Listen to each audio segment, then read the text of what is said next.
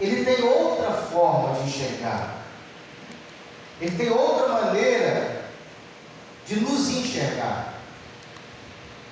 Porque Deus quer ver quem nós somos. Ou melhor, Deus quer revelar para você quem você realmente é. Tem muitas coisas que Deus ele quer nos entregar. Mas antes que Ele te dê uma vitória, Ele precisa te submeter a provações. Por quê? Porque são essas provações que nos preparam para receber as grandezas de Deus. Por exemplo, você daria o seu carro, para quem tem carro, ao seu filho de 5 anos de idade para dirigir? Sim ou não? Não. 7 anos? Sim ou não? Irmãos, até 15 anos, até 20 anos, se ele não tiver habilidade para dirigir o carro, você não solta o carro na mão dele. E por que a gente não faz isso? Porque a gente sabe que ele não tem capacidade de ter aquilo que ele pretende ter ou quer ter, se antes ele não passar por um momento de se submeter à provação. Então, Jesus precisava ser provado.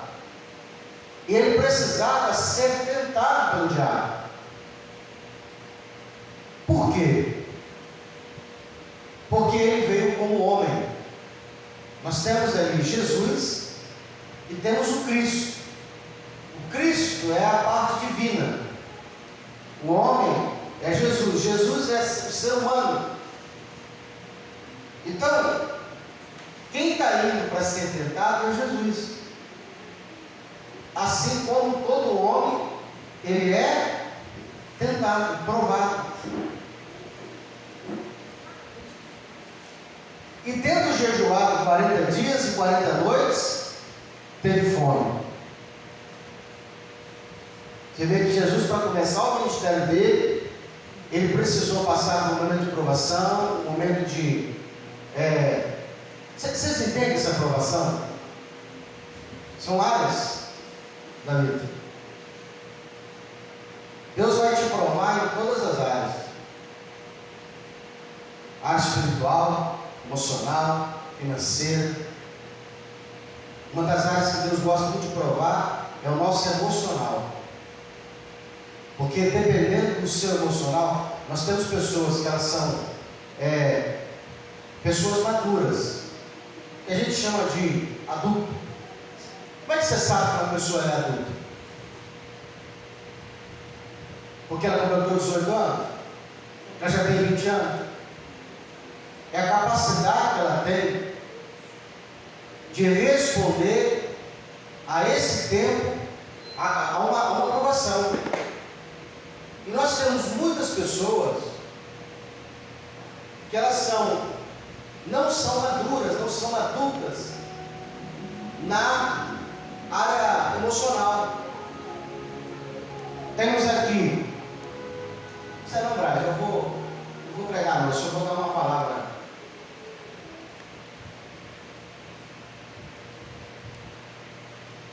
Ó, você tem a idade cronológica, a idade cronológica,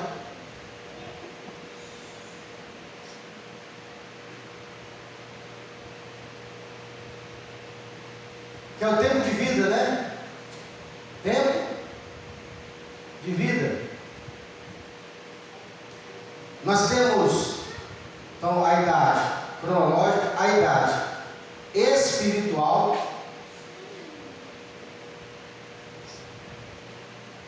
e a idade emocional.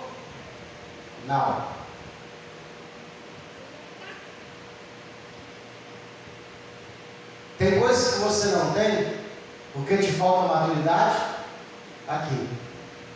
Tem coisas que Deus não te entregou porque você ainda não chegou à idade emocional. Isso aqui também é uma riqueza.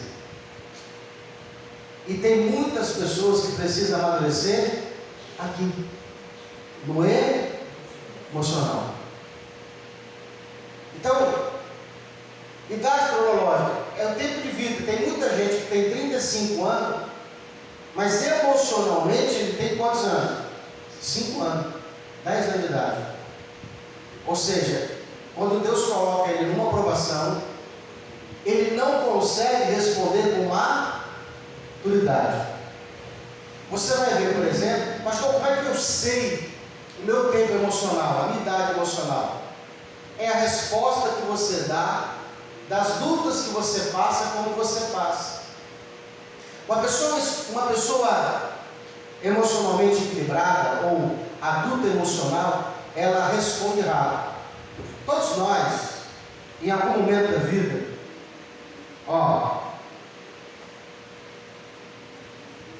passando por isso aqui,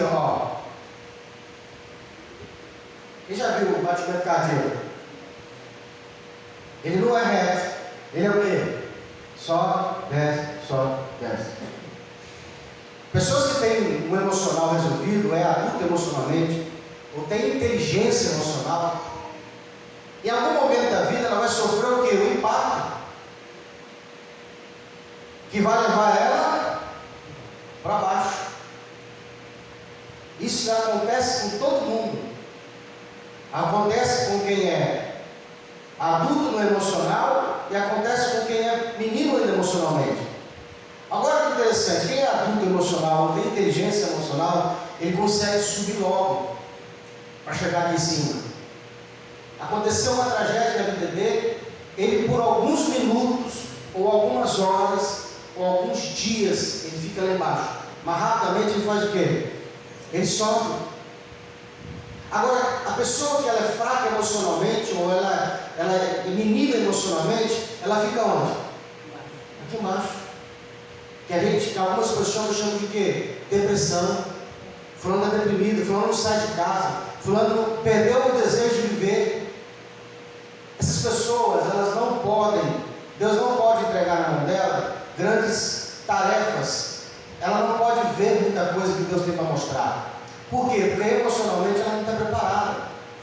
Pessoas, por exemplo, que têm um emocional fraco, ou pobreza emocional, ou a falta de inteligência emocional, ela não consegue lidar com muito dinheiro.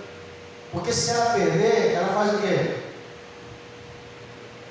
Fica em casa, desanima. Isso tem a ver com relacionamento. Então, vira e mexe. Deus vai nos permitir passar por provações. E essas provações, elas vão tratar o nosso emocional. Agora, quão rápido você tiver clareza da sua identidade, quem você é diante de Deus, o mais rápido o seu emocional é tratado. Porque pessoas que têm clareza de quem ele é diante de Deus e que Deus representa para ele não se apega às emoções. Ele consegue ter a clareza, ele consegue digerir as emoções. Então Jesus agora vai ser provado. E ele foi levado pelo Espírito Santo para ele ser provado. E agora que sabe que ele vai passar por uma provação, o que ele faz? Ele se arma de armaduras espirituais. A gente tem que entender quais são as armas que eu tenho. Você tem que discernir. Inteligência espiritual, o segundo item, é quando você tem clareza de qual é o seu campo de batalha. Existe campo de batalha físico e existe campo de batalha espiritual. Você precisa aprender também a trabalhar no campo espiritual. Jesus agora precisava entrar no campo de batalha espiritual. O que ele fez? Ele preparou o corpo dele para que o corpo dele não atrapalhasse o seu espírito de batalhar. Irmão, você já conseguiu comer bem depois de uma notícia ruim, daquelas que abala mesmo? Você sai imagina você trabalhando, cheio de conta para pagar, de repente o patrão chega para você e fala assim: nós estamos passando por uma fase difícil, e temos que demitir algumas pessoas e você foi uma delas. Você sai dali com apetite, sabendo que você tem que pagar um monte de conta. Por que isso acontece conosco? Porque o emocional, ele controla a nossa vida. Por isso que é importante eu blindar o meu campo emocional. O espiritual, ele ajuda o emocional. Todas as vezes que eu cresço espiritualmente, o meu emocional tem que crescer também. Então Jesus vai entrar no campo de batalha. O Espírito de Deus leva ele para ser tentado. Então agora ele abre um jejum de 40 dias. Ele vai se abster de tudo quanto é alimento e só vai se alimentar de Deus, da presença de Deus. E ele vai para o campo de batalha. E aonde é o campo de batalha? Deserto. Quem já passou por um momento de deserto na sua vida? Aonde você percebe que as pessoas te abandonam? Aonde você percebe que as pessoas... irmão, a impressão que você tem é que você está fedendo para as pessoas. Ninguém te procura. Ninguém te quer, ninguém te ajuda. Mas esse momento de solidão é o momento que você tem maior crescimento quando você está sozinho. Eu lembro que uma vez eu passei por uma luta difícil e surgiu de lá uma mensagem bíblica quando Jesus ele foi convidado para as bodas de Caná. E ele, na festa de casamento, a Bíblia diz que Maria percebe que o vinho acaba. E a mensagem que surgiu daí é assim: por que Deus permite o nosso vinho acabar? Porque enquanto temos vinho, e o vinho representa alegria, e o vinho representa prosperidade, e o vinho representa festa. Você já conseguiu fazer uma festa sem ter refrigerante? Você já conseguiu fazer uma festa onde não tem bebida? Tem bebida, tem que ter bebida. Sem a bebida não tem alegria. Você serve o seu convidado com salgadinho e alguém pergunta: tem alguma coisa beber? Não, tem não. Comprei não. Fica xoxo, fica uma coisa sem graça. As pessoas vão comentar: fui uma festa lá, passei lá, nem quase nada, nem água dela pra gente. Porque o vinho, porque a bebida é alegria. E é um momento maior de alegria quando a gente está comendo. Então eu preciso entender isso aí. E a Bíblia diz que Maria percebe que o vinho está acabando. E por que está acabando? Por que Deus permite o nosso vinho acabar? Para que você perceba quem são as pessoas que estão te rodeando. Porque quando tem festa, quando tem dinheiro, quando tem saúde, quando tem prosperidade, você é sortido, você é envolvido, você é procurado por algumas pessoas. As pessoas atualmente elas te caçam, elas te acham, elas te vão. Você que não percebe, mas elas vão te procurar. Mas quando você não tem dinheiro, não tem festa, não tem alegria, não está passando por uma dificuldade, porque quando Deus te permite você passar pelo deserto, é o momento onde você consegue ver com clareza quem são verdadeiramente seus amigos, quem são as pessoas que torcem por você, porque quem verdadeiramente te ama, se importa com você, não está preocupado com o que você tem, se preocupa com o que você é. Glória a Deus. E é por isso que Jesus foi para o deserto, porque lá ele precisava de um momento só dele com Deus. E ele vai ser provado. A história diz, irmãos, que esses 40 dias que Jesus foi provado, cada dia vinha uma entidade, vinha um espírito, vinha um demônio, tentando Jesus, sem interesse.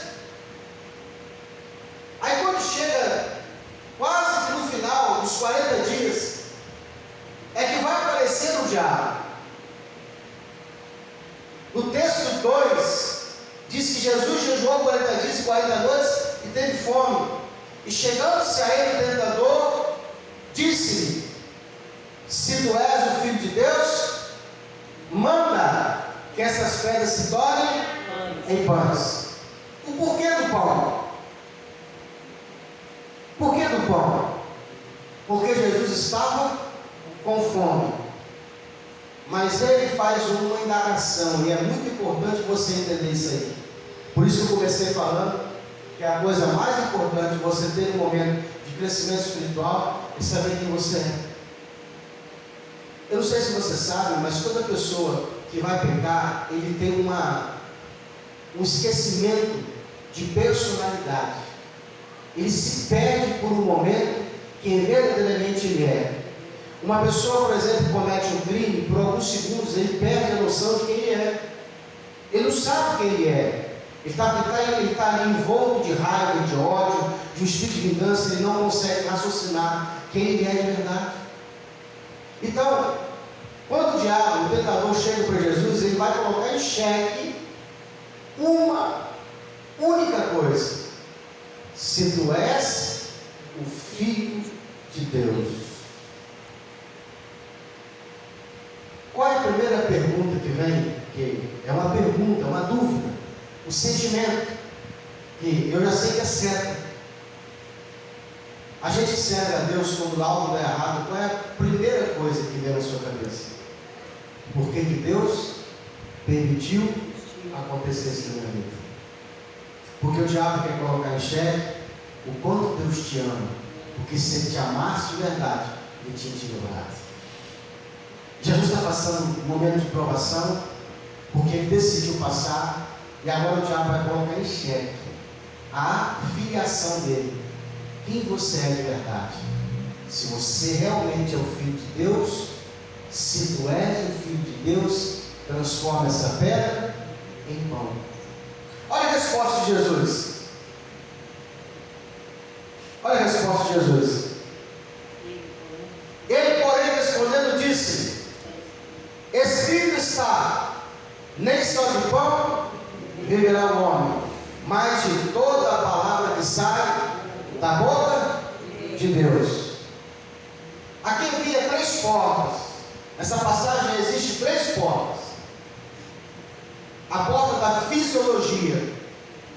O diabo ele vai nos pegar muitas vezes na necessidade fisiológica. O que é necessidade fisiológica, pastor? Comida. Que é a mais baixo nível de entendimento racional.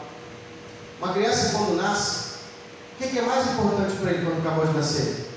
Se alimentar. Ele chora por quê? Porque ele quer comida.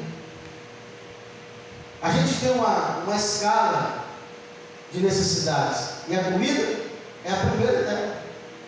Por isso que é importante, quando você jejua, você entender o que acontece com o seu corpo. É lá que você vai saber quem você é de verdade.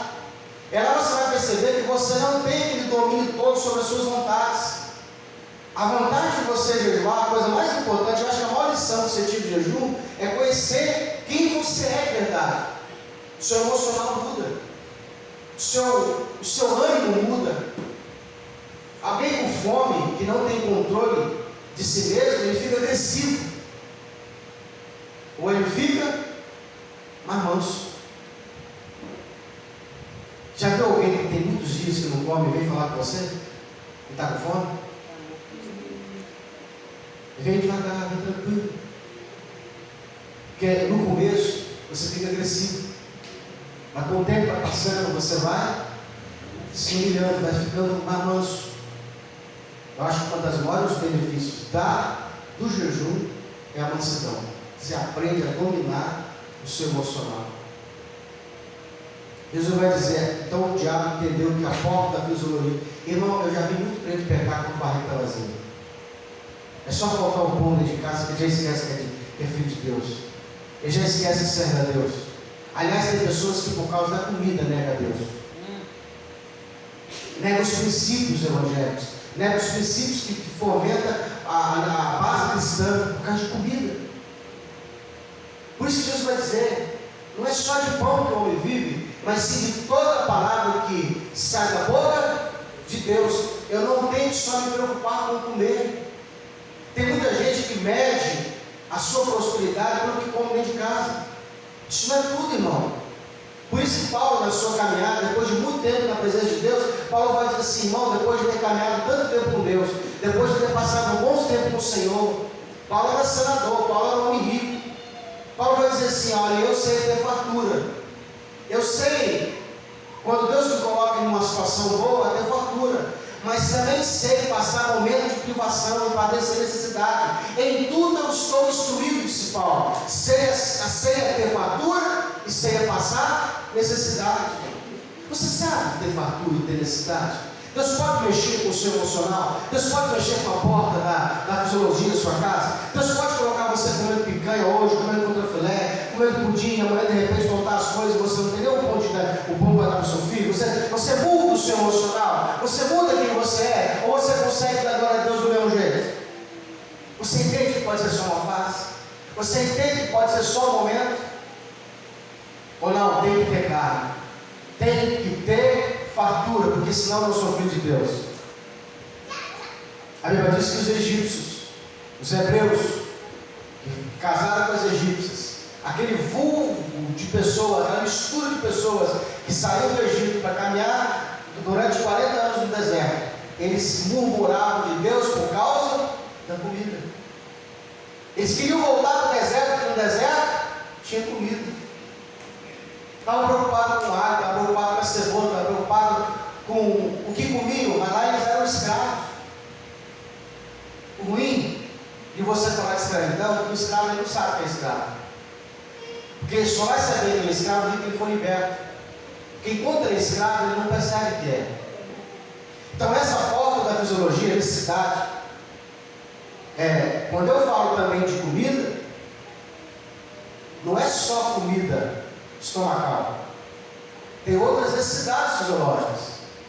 Porque o ser humano também tem necessidades sexuais. E tem muitos que negam a Deus por causa do desejo, do apetite sexual. Porque quando Jesus foi tentado, na parte fisiológica, está envolvendo tudo. Está envolvendo também desejos carnais. Ou você acha que Jesus não era homem? Homem. Não tinha desejo carnal. Não era tentado como mulher. É isso aí? Daria pano para manga, né? Será que não tinha uma mulher que mexia com ele? Não tinha uma moça bela que mexesse com a forma humana dele? Porque quando a Bíblia diz que ele era homem, é em todos os aspectos. Tem um texto em Hebreus que Paulo vai dizer assim, que ele foi tentado em todas as coisas para ser sumo sacerdote, preparado e aprovado por Deus. Tudo ele foi provado.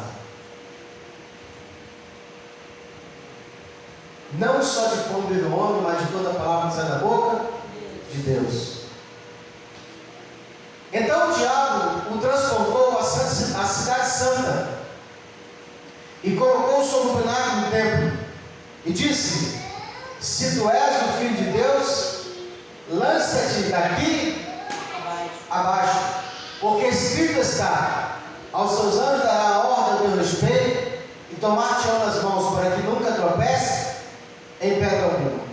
A segunda porta que o diabo vai tentar entrar para derrubar Jesus é a porta da espiritualidade. Eu já vi muita gente cair nessa porta. Até porque tem muita pouca dificuldade de entender, de ter clareza nessa parte espiritual. Porque a parte espiritual, ela é muito confundida com a religião. E ser religioso não quer dizer que ser espiritual. Pastor, eu não estou entendendo.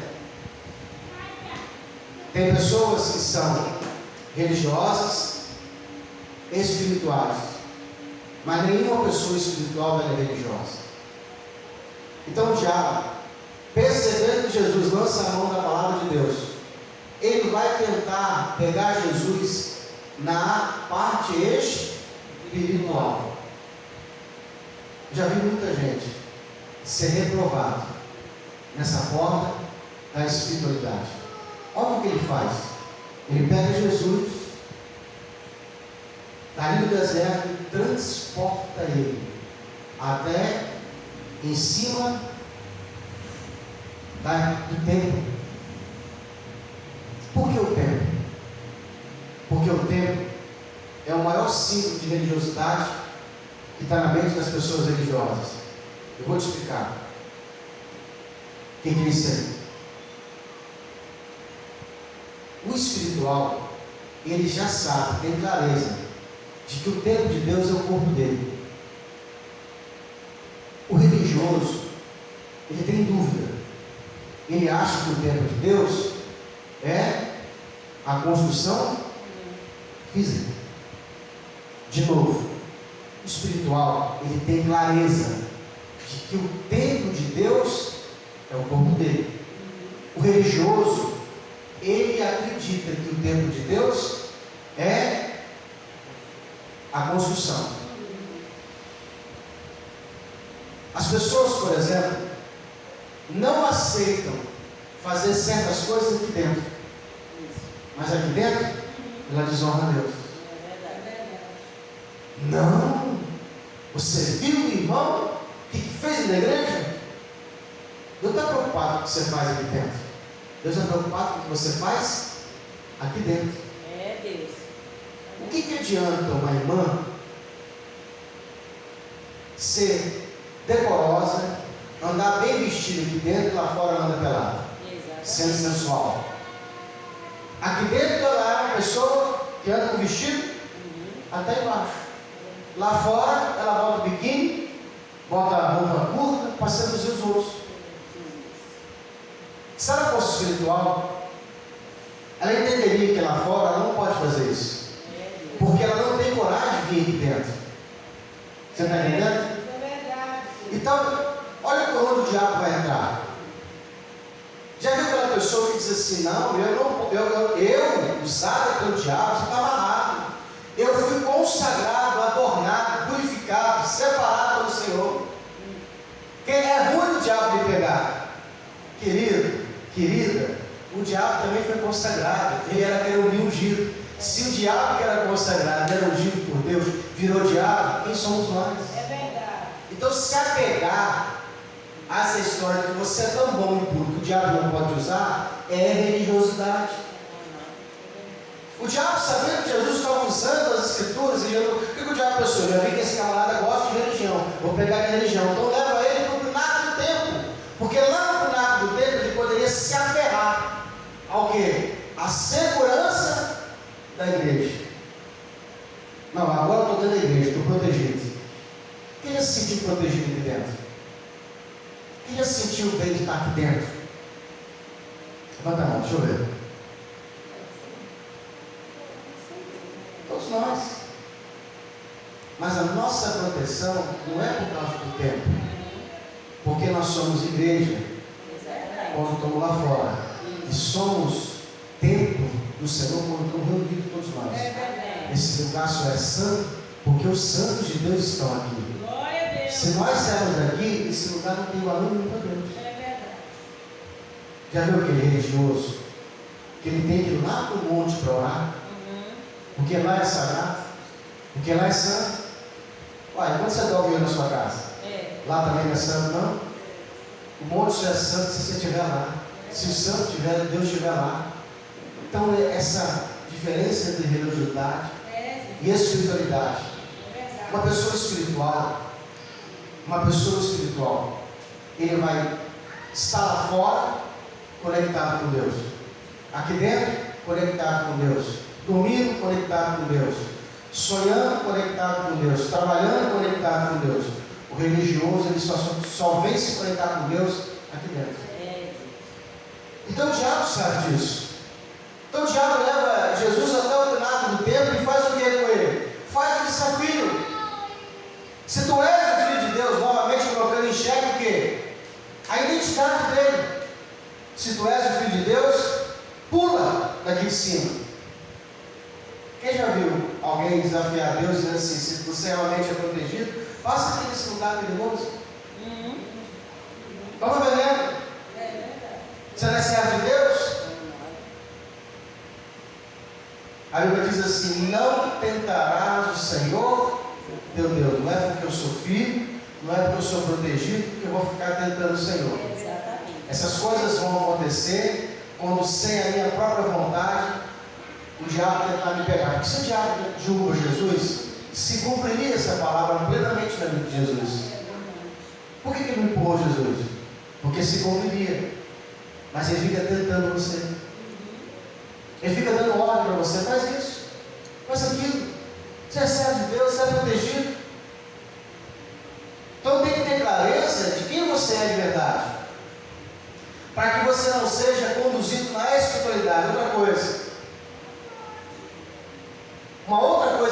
acontece muito na nossa vida. A dúvida que acontece em muitas mentes quando algo de errado te acontece. Você pergunta assim: meu Deus, por que isso me aconteceu? Porque a impressão que nós temos é que se eu sirvo a Deus, nada pode me acontecer. Engraçado é que nenhum momento na Bíblia te garante isso. Porque Jesus disse, Deus disse que estaria contigo aonde você estiver. O Deus que servimos não é o Deus que te livra da cova, é o Deus que te livra na cova. O Deus que você serve não é o Deus que te livra do câncer, é o Deus que te livra no câncer, quando você tem câncer. O Deus que nós servimos, Ele não te livra do desemprego, Ele te livra no desemprego. É quando você passar nas águas, elas não submergirão. É quando você entrar no fogo não te queimará. Ele não te livra do fogo, Ele te livra dentro do fogo.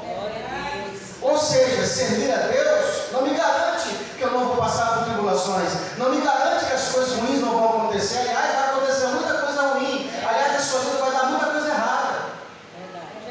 Mas você precisa entender que Deus sabe o que está fazendo, e na sua vida, se você deixar, Ele está no controle. Glória a Deus. Porque Deus não está no controle do mundo, Ele pode estar na sua vida, na minha vida, se eu deixar. Se a minha vida estiver na mão de Deus, Ele está no controle. Então todas as coisas que acontecer, Deus está controlando. Se eu deixar. Então tem um pessoal que fala que Deus está no controle de tudo. Não está. E se Deus estivesse no controle de muita vida, tinha muita gente que estava passando necessidade. A culpa é de Deus porque está passando necessidade? Não. A culpa é dele, que não fez o que tinha que ser feito. A última porta que o diabo vai entrar, quem percebeu com Jesus, olha, conhecia a palavra de Deus, ele disse: se tu és o filho de Deus, levanta-te aqui abaixo, porque escrito está: aos teus anjos dará ordem a teu respeito, e tomar-se nas tuas mãos, para que não tropece em alguma pedra. Disse-lhe Jesus: também está escrito: não tentarás o Senhor teu Deus. Normalmente o transportou o diabo, está vendo? O diabo está pegando Jesus para lá e para cá. Mas tem gente que acha que ele é tão espiritual, tão consagrado, tão ungido, que o diabo nem chega perto dele. Tinha um rapaz que foi lá em casa pregar, os mormons, e ele falou lá que a igreja dele, os diabos, falou assim: na sua igreja não tem manifestação de demônio, porque é um sinal de que a igreja crê. E ele falou assim: que a igreja dele, os pastores são tão consagrados, que o diabo nem entra não.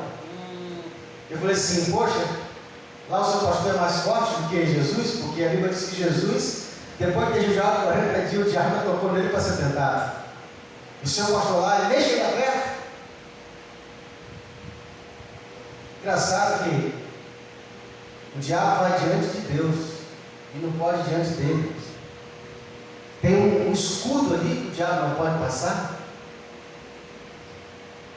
E novamente o transportou o diabo a um monte alto e o mostrou-lhe todos os reinos do mundo e a glória deles, e disse: tudo isso te darei se prostrar me adorares. A terceira porta, a porta do ego.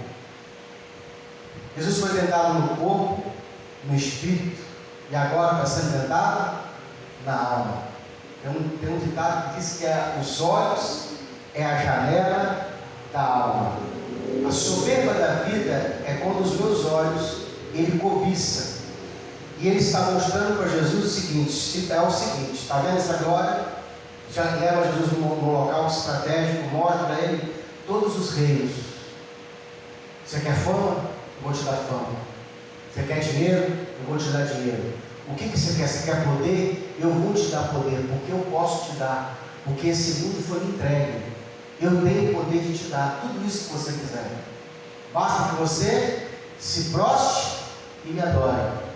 E aí o que Jesus vai dizer? Vamos ver? A qual Jesus vai responder: então disse Jesus: vai, Satanás, porque escrito está: ao Senhor teu Deus adorarás, e só a Ele servirás. Então o diabo o deixou, e eis que chegaram os anjos e o serviram. Depois que você for provado, quando você for provado, sendo você aprovado, Deus te entrega a vitória nas tuas mãos. Quando você for provado, você só é provado para receber algo muito grande. E depois de ter sido provado, aprovado, os anjos de Deus vêm e te servem. Te entrega poder, prosperidade, honra, paz, alegria. Por quê? Porque o alvo de Deus é provar você para que nós cresçamos. A gente só cresce em meio às tribulações. A maneira com que Deus escolheu de nos fazer crescer e aperfeiçoar são as provações. Vamos ficar de pé em nome do Senhor Jesus?